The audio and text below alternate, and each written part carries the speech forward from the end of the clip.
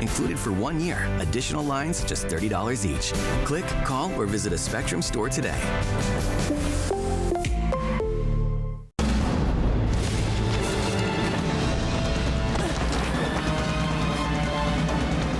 Even the mighty might not see it coming. It's prediabetes, and it captures 1 in 3 adults. But you can escape. Take the 1-minute prediabetes risk test to know where you stand and prevent or delay type 2 diabetes. Be your own hero on smartphones everywhere at doihaveprediabetes.org. Spectrum News Plus. Local stories, connecting communities. Streaming now on the Spectrum News app and free with your Spectrum subscription. I'm Sharon Tazwell. Here's your Spectrum News at 90. A federal judge Tuesday clarifying guidelines the federal government must work under to facilitate the return of a Maryland man mistakenly deported to El Salvador. The hearing centered on the removal of Kilmar Abrego Garcia, who the government claims is an M13 gang member. The White House has yet to show any evidence of that claim, but the administration is speaking out about the case. Outrage over the deportation of Abrego Garcia, an MS-13 El Salvadorian illegal alien criminal who is hiding in Maryland, has been nothing short of despicable. The federal government is freezing more than $2.2 billion in grants to Harvard University. That's after the institution said it would defy the administration's demands to limit activism on campus. Both sides are digging in for a clash that could test the limits of the government's power and the independence of U.S. colleges. This is a move that happens in countries across the world when there are efforts to try to make an authoritarian play in government. Health and Human Services Secretary Robert F. Kennedy Jr. is saying the CDC is doing a good job controlling the measles outbreak. More than 700 cases have been reported across the U.S., with new cases in Texas and New Mexico Tuesday. Kennedy says doctors need to know how to treat measles. And that is a look at your Spectrum News in 90.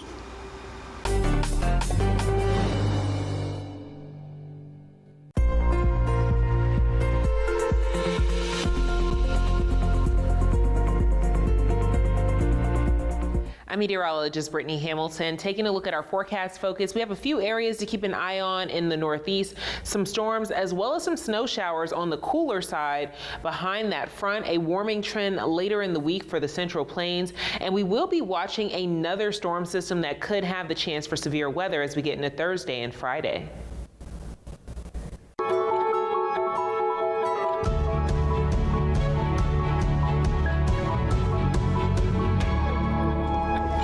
The Trump administration's immigration policy front and center Tuesday. A federal judge is looking for more answers over what the Trump administration is doing to return a Maryland man mistakenly deported to El Salvador.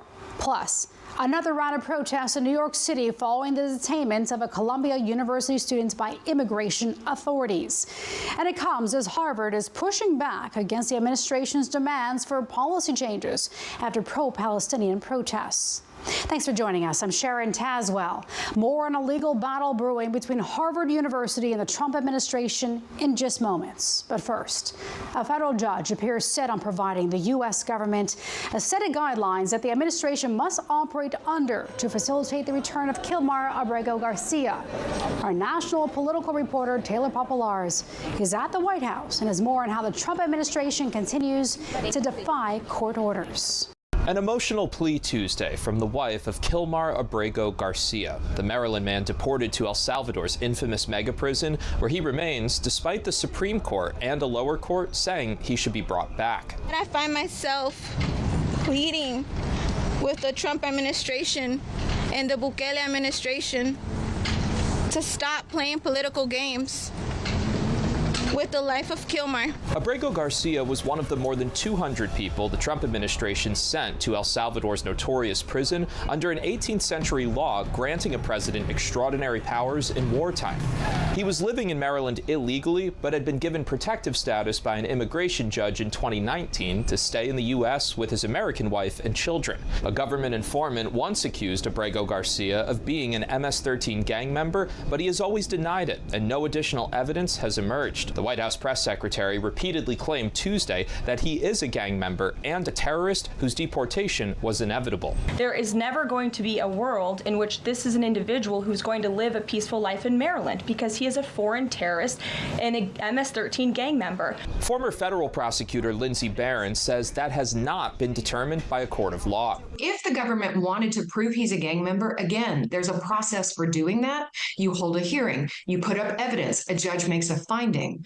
That has not happened, and that's the problem here. Despite the Supreme Court ordering the Trump administration to, quote, facilitate Abrego Garcia's return, it has not yet happened. Democratic Senator Chris Murphy of Connecticut calls the situation bone-chilling. This is the constitutional crisis. It's the confrontation between the court saying that the president has to bring Abrego Garcia back home and Trump refusing to do it. Taylor Popolares joins us from the White House. Taylor, a federal judge Tuesday appearing to put more pressure on the U.S. government to return Abrego Garcia. What else came out of the proceedings?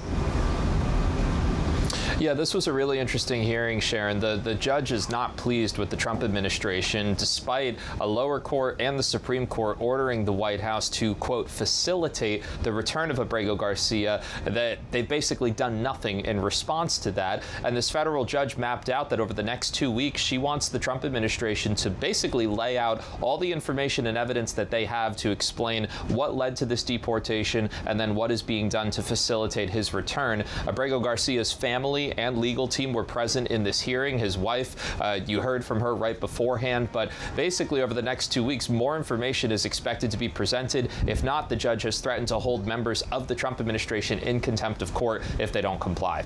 And we'll definitely continue to follow this story. Taylor Popolares in Washington, thank you. New protests Tuesday in New York City after immigration authorities detained another Columbia University student protesting against the war in Gaza. His attorneys say he was picked up ahead of an interview centered around finalizing his U.S. citizenship. Arnia Clark is on the ground with more on his story. The protest here in Foley Square with demonstrators and activists outraged over the Trump administration's latest detainment of a pro-Palestinian activist and Columbia University student. At least roommates right now!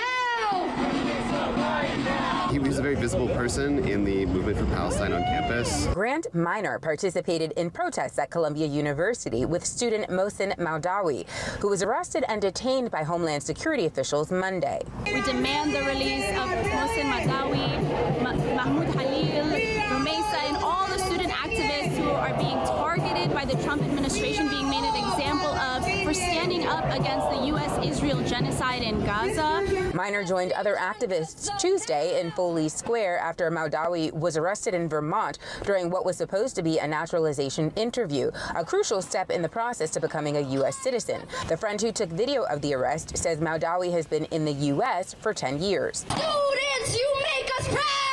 Moudawi's attorneys have filed a petition in court saying his free speech rights are being violated with a, quote, retaliatory and targeted detention.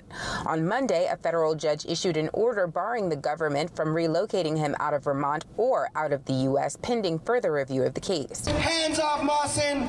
Free Mahmoud! The Trump administration has not yet commented on this case specifically, but has cited the Immigration and Nationality Act of 1965, which gives the Secretary of State the power to revoke someone's permanent residency if deemed to pose a threat to American foreign policy. Meanwhile, Columbia's acting president writes, quote, "We have been following with great concern the various actions being taken by the federal government toward members of our community. We know this has provoked not only anxiety, but multiple new day-to-day challenges of our international student community."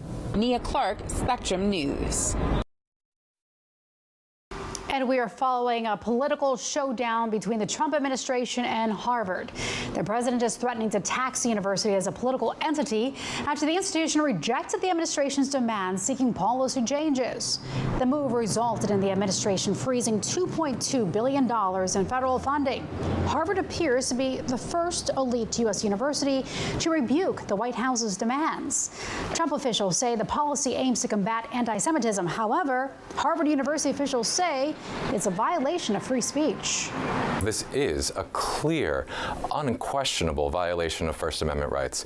It's a transparent effort to change what is taught, what we say in our classrooms, what we teach our students, to make sure that the only things that are actually said on university campuses are things that the Trump administration wants to hear. The conflict could immediately be settled in federal court. A faculty group from Harvard has already brought a legal challenge against the demands, and the university itself may file its own lawsuit. Measles cases rising in more states. What officials are saying about efforts to treat the ongoing outbreaks. Coming up.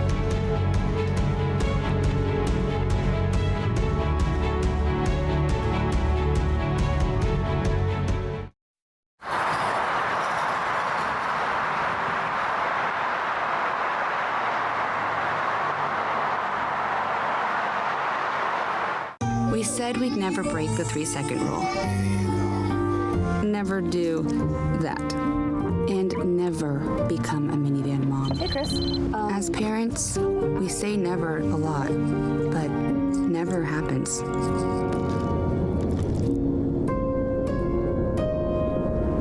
So when you say you'd never leave your child in a hot car, know it can happen. Before you leave the car, always stop, look, lock.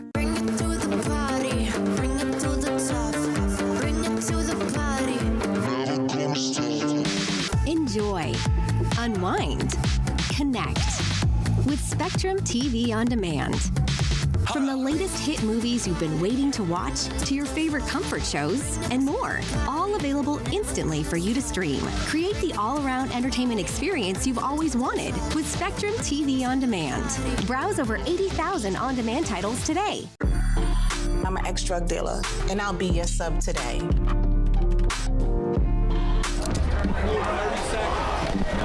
2 milligrams of fentanyl can be lethal. A lethal dose is in here. Who gets it, I won't know. It's cheap, it's potent, and it's profitable. The sad reality is, fentanyl is being mixed into everything now. More kitchen now.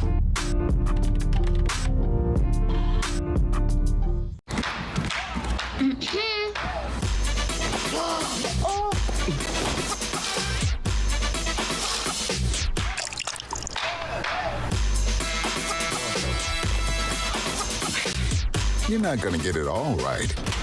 Just make sure you nail the big stuff. Mama! Like making sure your kids are in the right seat for their age and size. Get it right at nhtsa.gov/the-right-seat.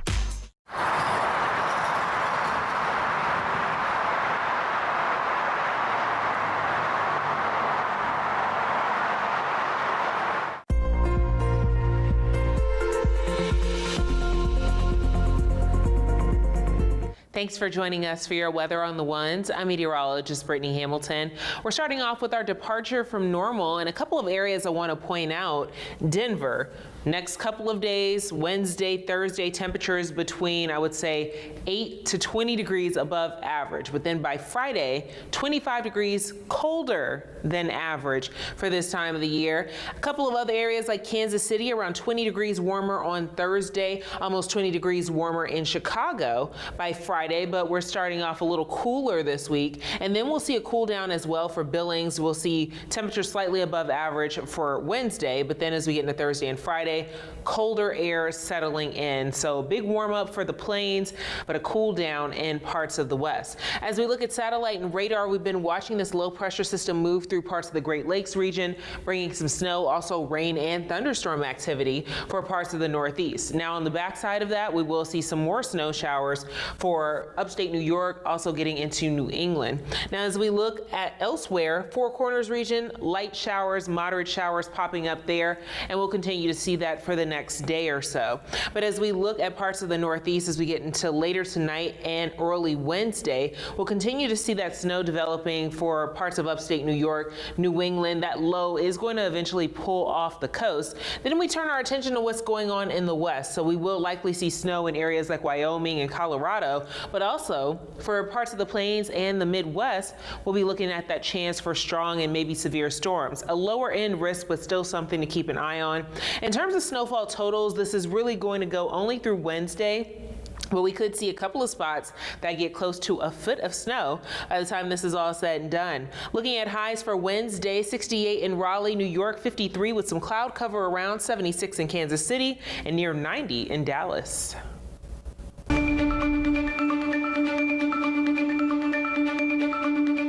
Here's what you need to know. A federal judge rejects the Trump administration's arguments that efforts to return a Maryland man mistakenly deported to El Salvador would involve removing domestic obstacles. Texas police responded to a shooting at a Dallas high school where at least 4 people were hurt. A student is believed to be the shooter. School officials say the campus has been secured. And the Vatican says Pope Francis's health is steadily improving as he recovers from double pneumonia. The Pope has delegated 3 cardinals to celebrate the Vatican's Holy Week services. And that is what you need to know.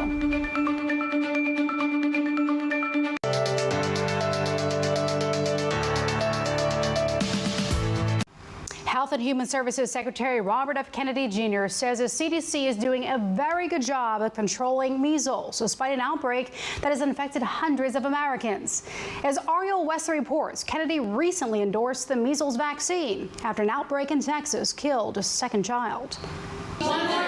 During a press event with Indiana's governor and Dr. Oz, Health Secretary Robert F. Kennedy Jr. addressed the ongoing measles outbreak across the country, saying the CDC has done a better job compared to Europe. In Europe, they've had 127,000 cases, 37 deaths. In its most recent report, the CDC confirming at least 712 cases in 25 states, more than double the total number of cases reported last year. But the majority are in West Texas, where the number has surpassed 500 in the state, with at least 2 deaths. Healthy children should not die of measles, and there's no reason they should. If the doctors know how to treat at the hospital, that will not happen. Measles is a highly contagious respiratory disease. The current outbreak, defined as having 3 or more cases, has occurred in 6 states. 97% of cases, according to the CDC, are in unvaccinated patients or those whose vaccination status is unknown. The vaccine's weighing about 4.8% per year. And so, you know, that it's a leaky vaccine, and that problem is always going to be around. But some vaccine scientists say he's wrong, and Dr. Peter Marks, who recently resigned as a top health official at the FDA, reinforced that point on CBS's Face the Nation Sunday. By and large, when people have had 2 doses of the existing MMR vaccine that's used in the United States, they maintain, for all intents and purposes, lifetime immunity. Measles was eliminated in the U.S. by 2000, but has resurfaced with periodic outbreaks, mostly infecting those who are unvaccinated. Ariel Wessler, Spectrum News. Investigators are working to uncover the motive behind the fire set at the residence of Pennsylvania Governor Josh Shapiro. Authorities are doing a background check on suspect Cody Balmer, who they say scaled an iron security fence, eluded police, and set fire to the governor's mansion. Balmer was denied bail during a court hearing Monday night.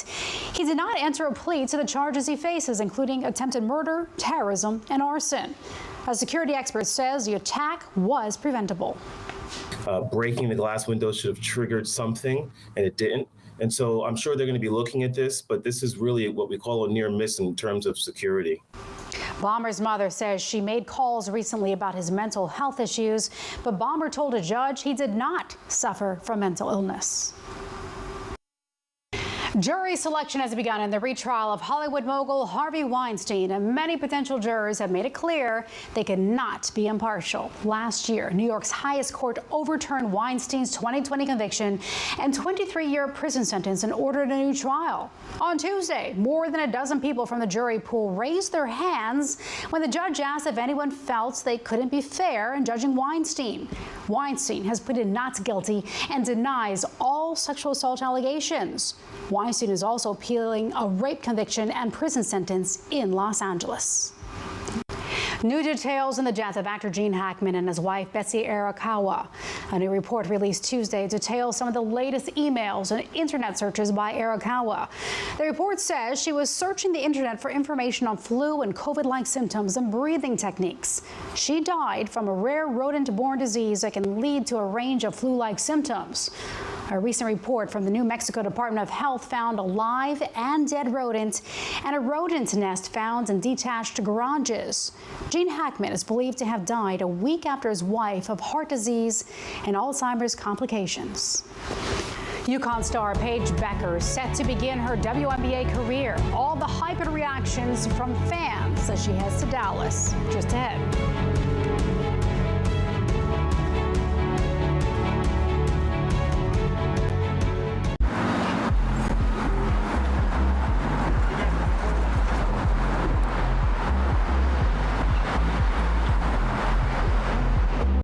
For the millions of school-age children across the country, the state of their schools can have a lasting impact on their health and well-being. The majority of school districts aren't doing comprehensive regular water quality testing. As CO2 levels rise in a space, cognitive function takes a direct decline. We visit 2 school districts working to create safe and healthy environments for their students. Watch Exploring Your Health, Curing Our Classrooms, available on the Spectrum News app. Look at this.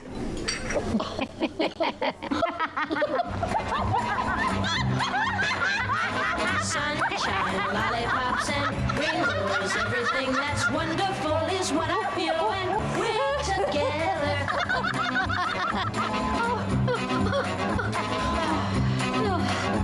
Oh, that was funny. It's all about connecting with seamless connectivity. And internet customers get one mobile line included for 1 year with Spectrum.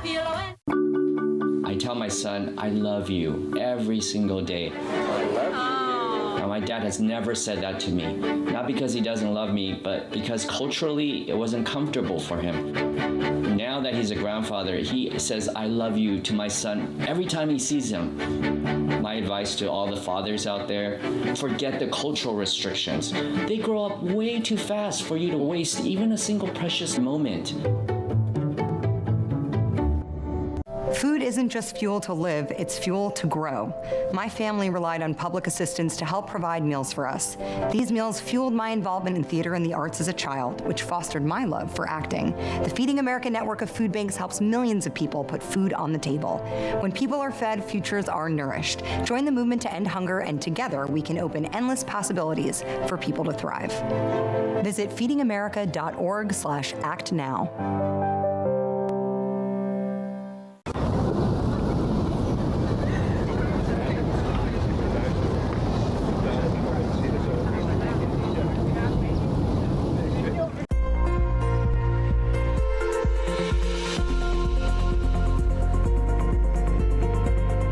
Welcome back. I'm meteorologist Brittany Hamilton, and we are seeing a few showers moving through parts of the Northeast with some thunderstorm activity as well. That's going to continue to quiet down throughout the overnight hours, but some snow for some spots coming in right behind it. So we will be looking out for that. Across the Four Corners region, we're dealing with a few showers that are popping up here. Also, we have some fire weather alerts. So as that rain ends, and the rain is really not widespread, New Mexico, especially the entire state, likely to see very dry and windy conditions as we go through the day on Wednesday. So we will be watching out for that. Now, the snow that's going on across parts of the Great Lakes region and into parts of the Northeast, that low is going to continue to pull off the coast.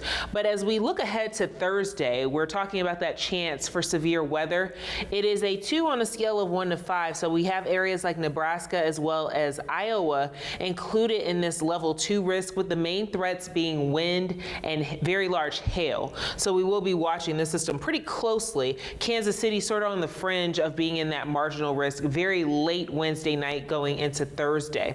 So as we look at our futurecast for the entire country, going throughout the day on Wednesday, you have some activity going on across parts of the west. That low continues to pull away from the Northeast, but some lake effect snow as well as snow in New England likely. Then as we get into Thursday, this is where we're looking at some more showers and storms developing out of the plains and into parts of the Midwest and even the Mid-South, potentially getting in on some rain there. But in the West, we're talking about winter weather again. with snow in Wyoming. I think the western part of Colorado likely to see some snow on Thursday, but then Denver could deal with snow on Friday. So it's going to be a very big temperature swing from highs in the 70s and 80s to highs only in the 30s.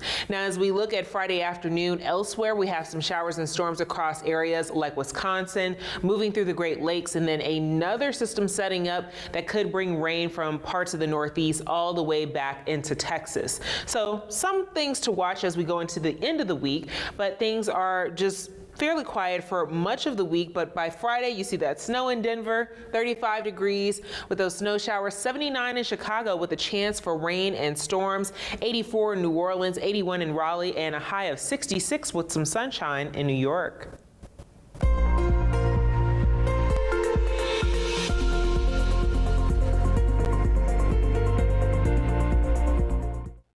A scary day for one California hiker after she slipped down the edge of a cliff. The intense rescue was caught on video.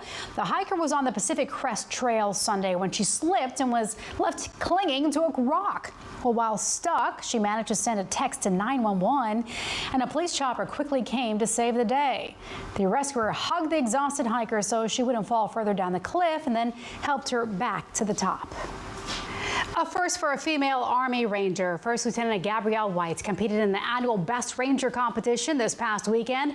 She and her teammate finished in 14th place. It's the first time a female Army Ranger has competed in the event.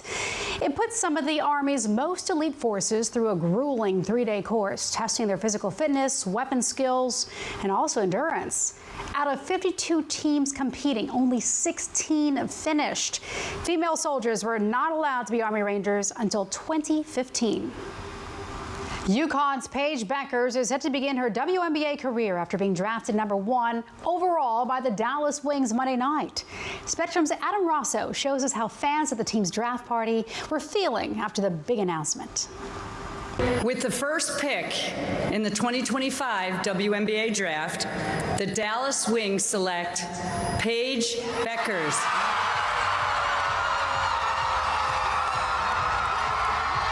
The roar was loud and the Paige Bueckers party was underway. Oh my God, oh my God. I almost cried. It was just like, yes, this is finally happening. A night of celebration for the Dallas Wings and fans like Kamisha Fullman and her daughter Aubrey. She's been following Paige forever, so I am a fan through her. So we've been watching. So this is like a dream come true. It's exciting. Just watching her on the court and it's just really inspiring, her coming back from an injury and still being able to succeed. Bueckers brings her high profile and a winning pedigree from UConn. The final page in the book of Bueckers is title number 12 for UConn. In the hopes of ushering in a new era for the franchise. Dallas, I'm so excited. Just a new city, a new start, a fresh start, and so I'm excited. Let's get it. Her newly printed number 5 jerseys were flying off the racks soon after the announcement. Nikisha Anderson was one of the fans who got her hands on the threads. Her professionalism, her heart for basketball, it's absolutely amazing. The support that she has from her team members, her coaches, her family, I feel that she's going to bring the exact same love to the Wings. And if draft night is any indication, Wings fans are ready to reciprocate that love to Paige Bueckers. We've came to a couple games in the past, so now we're like even more excited. We've already looked up tickets, so I just think it's good for the franchise, so I'm excited about it. In Arlington, Adam Rosso, Spectrum News. I'm Sharon Tazwell. Thanks for watching. Your Spectrum News and 90s coming up right after this short break. Stay with us.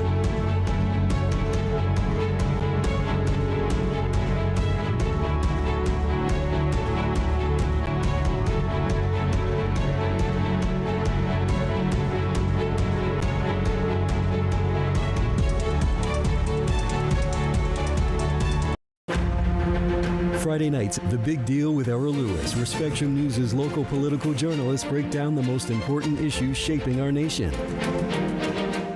Our journey into towards improving mental health doesn't always present a clear path. Every Thursday on Your Mental Health, we listen to voices across our communities, discussing the challenges of everyday life and presenting accessible resources to guide us along the path to our well-being, providing hope and empowering choices that light the way to a healthier you.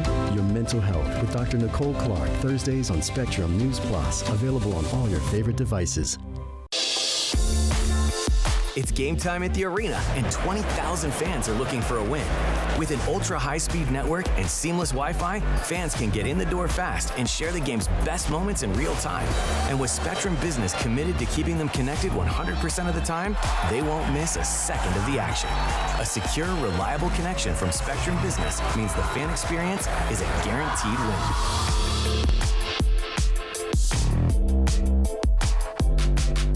Whether it's our stories,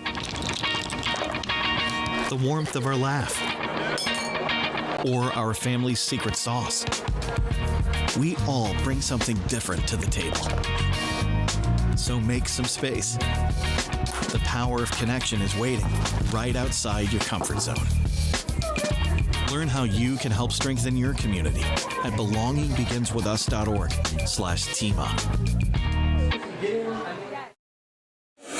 Weather can be beautiful, inconvenient, and at times powerful. And it affects everything we do. At Spectrum News Plus, our weather experts update you with the information and the context you need so you can better plan your day. And we do it every 10 minutes. We're the calm in the storm. Weather on the Ones on Spectrum News Plus, exclusively on Spectrum. And get your weather anytime on the Spectrum News app. Spectrum News Plus, local stories, connecting communities. Streaming